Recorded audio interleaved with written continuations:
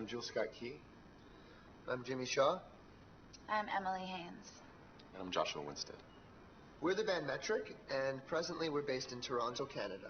We've probably existed as Metric in this incarnation for about 4 years. Emily and I were making music before that under the name Metric, but it was sort of a different project. It wasn't until we met these two guys that it really became this incarnation of Metric.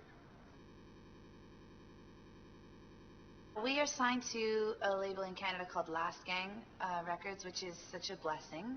It's like 3 people, one of which has been the greatest supporter of us ever. He's been a friend for 10 years to James and I, and spent a long time trying to get big major labels to sign us or anyone to take a risk on us, and they just didn't see how they could get rich off of us, so they didn't want to do it. And he started the label to put out our records.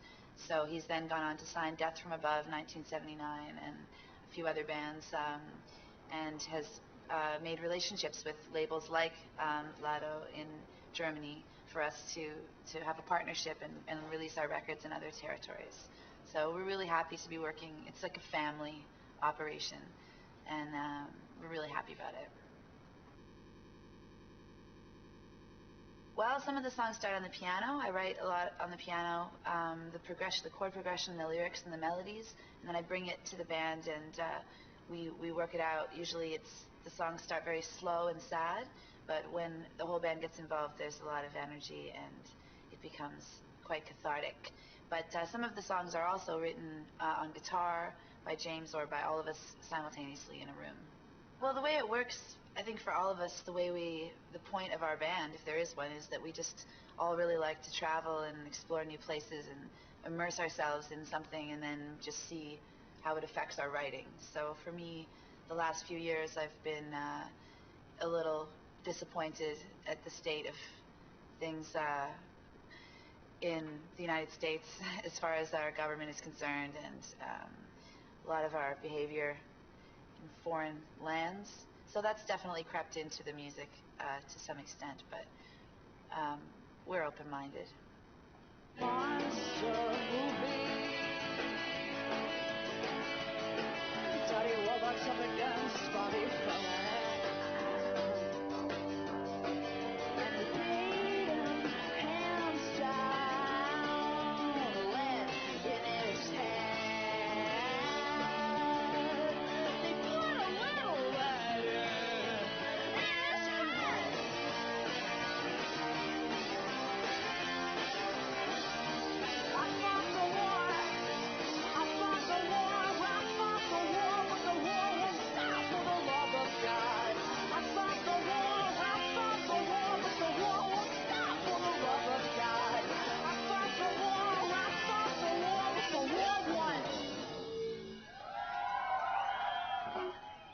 It's funny, the idea of whether we are a political band or not.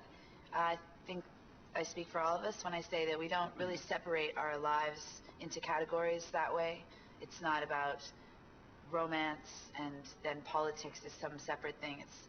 We're whole people, and it's hard, especially at this time in history, I think, to separate your personal existence and your personal questions from the bigger ones that we're all asking. I think we all have an interest in American culture, so we should consider all of North America kind of one place. That's entertainment when the cameras roll. Can you face the pavement for a happy dog and pony show? Everybody loves you, baby. Of course they do. Do you miss me? I miss you.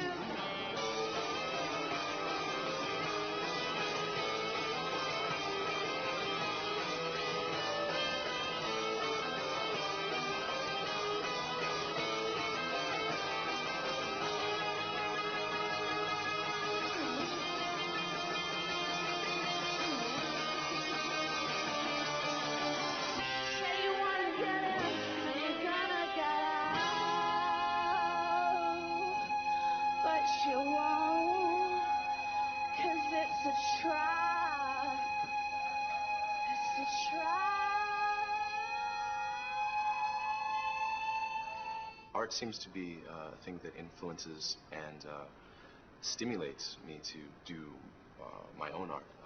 Sometimes people ask you, does a certain music make you want to sound like them? But it seems to be more that when people do the things that are beautiful, that inspires us to continue on doing our own thing and be creative in our own way without trying to copy or be like somebody else that you admire. It tends to inspire you to be your own self. I was influenced by Stuart Copeland, drummer for the Police. I listened to everything he did, transcribed everything he played. It's probably very apparent from my playing, but I went to the Stuart Copeland School in drumming, so good teacher. I grew up listening to a lot of Smith's records and was very influenced by the guitar playing of Johnny Marr. He was one of the reasons that I started playing guitar the way that I did. Still is a very, very big influence. I grew up listening to this composer named Carla Bley. She did a record in the 70s called Escalator Over the Hills, a double album. It's like the Sgt. Pepper's of the jazz world. And my dad was a cool realist, which I think is an interesting idea.